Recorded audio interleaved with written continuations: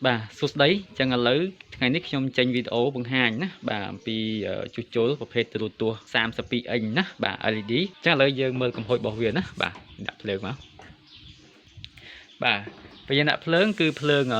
standby bảo viện miền á bà phơi remote ní bà tôi dừng bật tele mà bà rồi phơi standby bà gái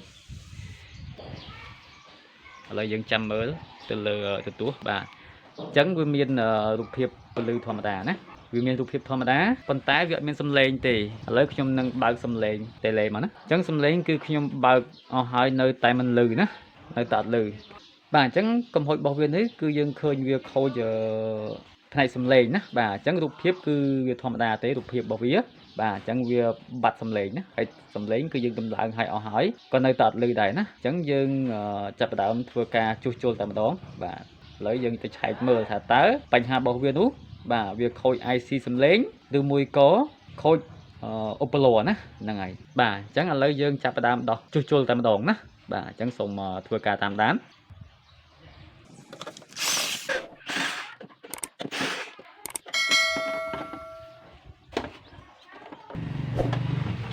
បាទអញ្ចឹងជំហានដំបូងគឺយើងត្រូវឆែកមើលឧបលោវាសិនណាតើឧបលោវាខូចឬមួយក៏ IC សំឡេងរបស់វាខូចណាបាទនេះគឺ IC សំឡេងរបស់វាឥឡូវយើងឆែកឧបលោសិនមកអញ្ចឹងយើងឆែកឧបលោយើងត្រូវដកស្នាប់ខ្សែវាចេញសិនមកខ្សែឧបលោណាបាទបោះវាចេញអញ្ចឹងមករួចយើងកាច់អូម៉ែតរបស់យើងចូលក្លីបនឹងគុណនឹង1ដើម្បីវាស់តេស្តឧបលោមកមើលតើឧបលោហ្នឹងវានៅលឺអត់ណាបាទអញ្ចឹងឧបលោវានៅលឺធម្មតាណាឧបលោរបស់វាទៅមកខាងទៀត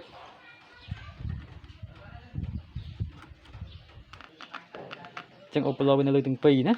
បាទលឺទាំងសងខាងតែបញ្ហារបស់វានេះគឺវាអត់លឺសំឡេងនោះអាចនឹងមកពីបញ្ហាបាទ IC សំឡេងប៉ុន្តែយើងមិនទាន់ប្រកាសថា IC សំឡេងហ្នឹងខូច 100% ឬក៏អត់ទេជួនទៅវាអាចនឹងផ្នែកខាង CPU ណាបាទវាអត់បញ្ជាសំឡេងមកឲ្យខាងផ្នែក IC សំឡេងនេះតែពេលណា CPU វាមិនផ្ដល់សំឡេងឲ្យ IC សំឡេងនេះព្រោះ CPU នេះវាលែងផ្ដល់សញ្ញាសំឡេងឲ្យទៅ IC ឥឡូវយើងមិនទាន់នឹងប្រកាសថាវាខូច IC សំឡេងឬក៏ខូច CPU ទេយើងមានតែធ្វើការ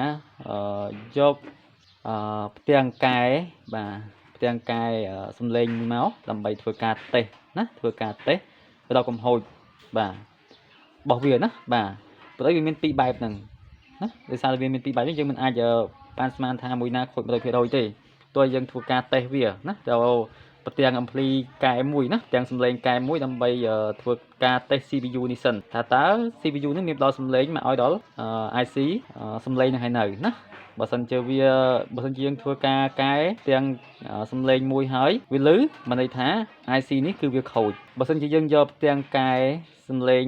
បាទយកមកបញ្ជាប់នៅតែលឺទៀតអានឹងបញ្ហារបស់វាគឺមកពី CPU ហើយណាឥឡូវយើងចាប់ផ្ដើមរកផ្ទាំងកែសំឡេងតែម្ដងណាបាទអញ្ចឹងផ្ទាំងកែសំឡេងគឺខ្ញុំរកបានហើយណាបាទហើយផ្ទាំងកែនេះគឺខ្ញុំកាត់ចេញពីម៉ាស៊ីនទូទាស់របស់ស៊េរីគូតប៉ោងណាបាទអញ្ចឹងយើងកុំចោលវាព្រោះម៉ាស៊ីនទូទាស់ស៊េរីគូតប៉ោងហ្នឹងវាមានប្រយោជន៍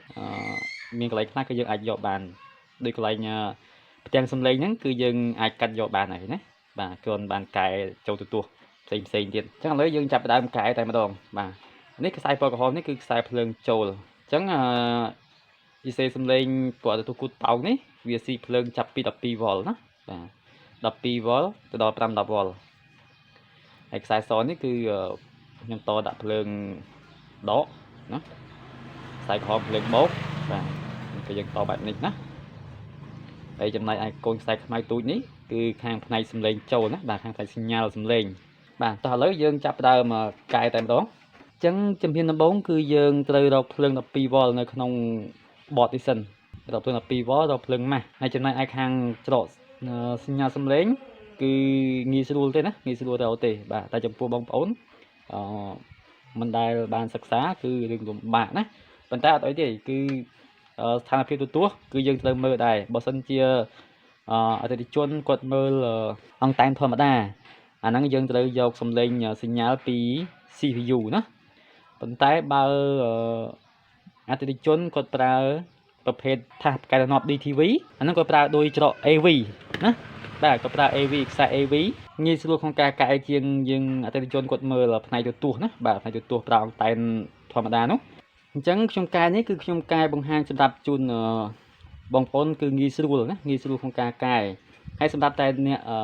អតិថិជនគាត់ប្រើទូហ្នឹងជាប្រភេទថាសកែរណប DTV ឬ DTH ណាពេលគាត់ប្រើខ្សែ AV យើងអាចនឹងយកសំឡេងចេញពីបាទដោយ audio នេះណានេះយើងយកចេញសំឡេងពីនេះអញ្ចឹងងាយស្រួលក្នុងការកែអត់ពិបាកទេអញ្ចឹងវីដេអូវគ្គនេះគឺខ្ញុំបង្ហាញរបៀបកែសំឡេងគឺយកសំឡេងចេញពីនេះវិញណាបាទវាងាយស្រួលហើយក៏លឿនទៀតតែយើងធ្វើម៉េចដូចខ្ញុំនិយាយពីមុនអញ្ចឹងយើងធ្វើម៉េចយើងត្រូវដឹងថាអតិថិជនហ្នឹងគាត់ប្រើថាសកែរណបឬក៏គាត់ប្រើអង្តែនធម្មតាណាហើយបើសិនជាគាត់ប្រើអង្តែនធម្មតាគឺខ្ញុំប្រាប់បងប្អូនគឺមិនអោយប្រើបាទច្រកដូច AV នេះទេណាបាទអញ្ចឹងវាអត់ស៊ីជាមួយនឹងប្រភេទប្រើអង្តែនធម្មតាទេព្រោះយើងប្រើអង្តែនធម្មតាគឺវាយកសញ្ញាសំឡេងចេញពី CPU ណាអញ្ចឹងតើយើងមើលនៅផ្នែកច្រកសំឡេងនៅក្បែរ IC សំឡេងនេះណាច្រកសំឡេងសញ្ញាចូលបាទអញ្ចឹងយើងមើលនៅក្បែរហ្នឹងទៅគឺយើងគូសវាទៅយើងដឹងហើយណាបាទឬក៏យើងតាមសេមារបស់វាអញ្ចឹងដោយសារទូនេះគឺជាទូសម្រាប់អតិថិជនគាត់ប្រើបាទថាសកែរណប DTV អញ្ចឹងគឺខ្ញុំធ្វើការកែដោយងាយស្រួលជូនបងប្អូនទាំងអស់គ្នាអញ្ចឹងទី1គឺយើងរកផ្នែកភ្លើង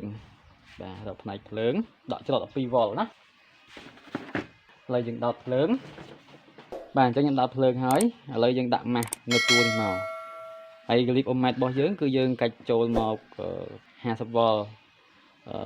DC មកណាឥឡូវយើងរក 12V មកអញ្ចឹងអាយ៉ូតនេះគឺជាយ៉ូត 12V នេះណាបាទយើងគឺជាយ៉ូត 12V ហើយណាបាទ 12V បាទអញ្ចឹងឥឡូវយើងមើលតាមសមាមកបើសិនជាបងប្អូនយកទាំងអស់គ្នាយក 12V នៅច្រកនេះក៏បានដែរណាប្រភេទទូនេះបាទយក 12V ច្រកនេះក៏បានហើយដាក់ម៉ាស់យើងយកម៉ាស់កន្លែងនេះក៏បានដែរនេះណាម៉ាស់នៅកន្លែងខ្ចៅនេះមកបាទហ្នឹងយើងឃើញ 12V ហើយអញ្ចឹងបងប្អូនអាចបញ្ចុះខ្សែក្រហមបាទនៅក្បាលយ៉ូតនេះបាទធ្វើម៉េចឲ្យយើងវាស់ឃើញ 12V ហើយម៉ាស់យើងអាចចាក់ទៅនេះបានណាម៉ាស់ប៉ុន្តែខ្ញុំចង់យកនៅក្បែរ IC សំឡេងវានេះណាឥឡូវយើងមើលមកនេះឥឡូវយើងមើលកង់ដងធំនេះមួយនេះធ្វើ 12V ចូល 12V ចូល IC សំឡេងនេះណាបាទឥឡូវយើងរកកន្លែង 12V ឃើញហើយណាបាទ 12V កន្លែងនេះបាទហើយយើងមើលតាមសីមាវាទៀតដេញមកនេះយើងឃើញសីមារបស់វានេះមួយទៀតនេះ 12V ដែរអញ្ចឹងគឺខ្ញុំយក 12V នៅកន្លែងនេះណា 12V នៅកន្លែងនេះគឺដូចតែគ្នាទេណាបាទដូចតែគ្នាទេ 12V កន្លែងណាក៏បានណា 12V បាទហើយម៉ាស់គឺខ្ញុំយកកន្លែងនេះហើយសំឡេងចាំខ្ញុំបញ្ចុះភ្លើងចូលឲ្យហើយតែខ្ញុំប្រាប់បញ្ចុះពីសំឡេងចូលម្ដងណាបាទសញ្ញាសំឡេងចូលឥឡូវយើងបញ្ចុះខាងច្រកភ្លើងសិន 12V យើងឃើញហើយកន្លែងរបស់វា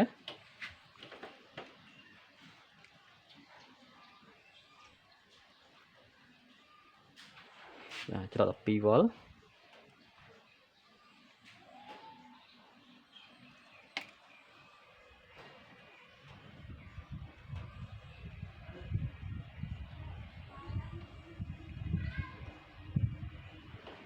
បាទបន្ទាប់មកគឺខ្ញុំបញ្ចុះខាងច្រកម៉ាស់ណា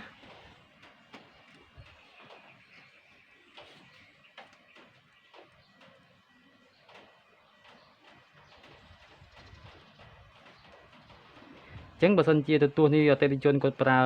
ជាប្រភេទ DTV ឬក៏ Sky One នេះក៏យើងងាយស្រួលក្នុងការកែណាងាយស្រួលកែតែបើសិនជាគាត់មើលទទួលធម្មតាគឺបងប្អូនអាចនឹងពិបាកកែបន្តិចគឺយើងត្រូវយកខាងផ្នែកសញ្ញាខាង CPU ណាអាហ្នឹងបានសំឡេងចូល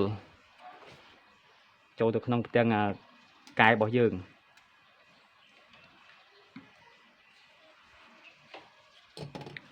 បាទអញ្ចឹងឥឡូវយើងបានខាងផ្នែកភ្លើងចូលមកហើយណាផ្នែកភ្លើងចូលមកហើយអញ្ចឹងឥឡូវយើងមើលខាងផ្នែកភ្លើងបូកនេះណាខាងផ្នែកភ្លើងបូក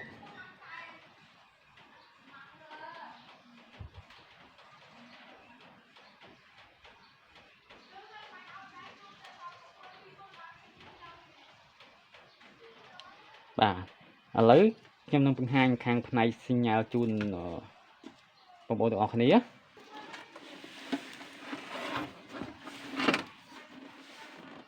្ចឹងខាងផ្នែកសំឡេង ពេលដែលយើងបញ្ជាប់ទៅទាំងកាយនេះនេះគឺយើងភ្ជាប់ជាមួយនឹងឌុយ AV ណាបាទឌុយ audio នេះបាទនេះបកគោលនេះណាបកគោលកដាលនេះភ្ជាប់វាទាំងពីរមកណាភ្ជាប់វាទាំងពីរមកអាហ្នឹងគឺវាផ្ដល់សញ្ញាសំឡេងមកឲ្យផ្ទាំងកាយរបស់យើងហើយអញ្ចឹងយើងកាយទៅហ្នឹងគឺយើងងាយស្រួលណាបាទកាយទៅហ្នឹងងាយស្រួលបាទប៉ុន្តែខ្ញុំបញ្ជាក់ម្ដងទៀតធ្វើម៉េចកាយបែបហ្នឹងគឺយើងប្រើបានតែប្រភេទប្រើប្រអប់ DTV ណាបាទហ្នឹងបានយើងកាយបានយើងកាយទៅហ្នឹងបានណាបាទ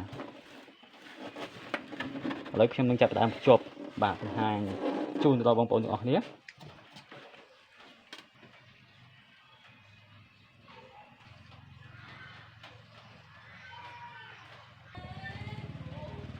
បាទខ្ញុំនឹងបង្ហាញជូនបងប្អូនទាំងអស់គ្នាម្ដងទៀត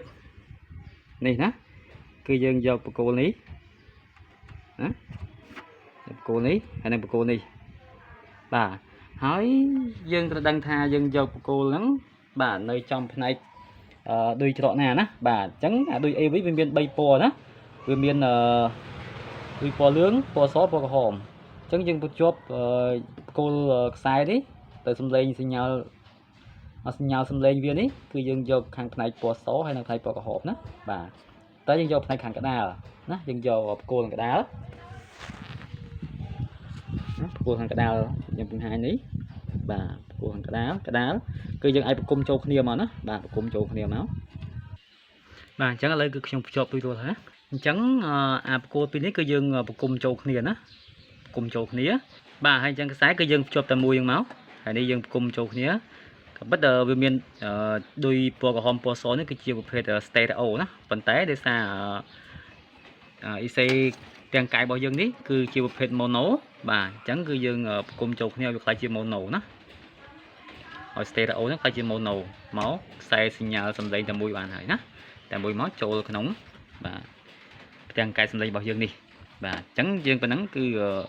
ការបញ្ជាប់នៅលើបតនេះគឺវាប៉ុណ្ណឹងគឺ3ខ្សែនេះគឺរួចរាល់ហើយណាបាទអញ្ចឹងយើងចូលមកបញ្ជាប់ខ្សែឧបលោម្ដងណាបាទនេះគឺធ្វើឧបលោបាទអញ្ចឹងយើងចាប់តាមភ្ជាប់ខ្សែឧបលោមកកាត់ស្នាប់នឹងចេញណា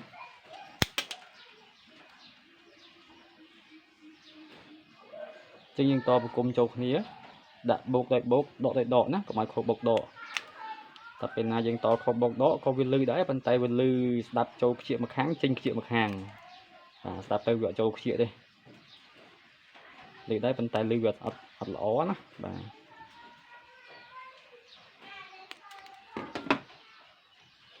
យើងមើលមកខ្សែបូកខ្សែដកមកណាចានេះបូកដក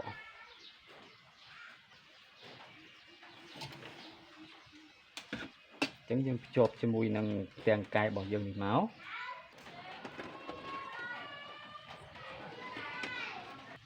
ហើយបន្ទាប់មកគឺខ្ញុំដាក់ភ្លើងសាកខ្ញុំបានលើកឡើងចឹងនៅខាងខេត្តអញ្ចឹងវាលឺធម្មតាណាកាលពីជាមួយនឹងខ្យល់កន្ត្រាក់បាទអញ្ចឹងឥឡូវយើងដកវិញដាក់រូបចូលដាក់សំឡេងការខាងលើនេះគឺបានរឿយនេះក៏លឺដែរណាមាន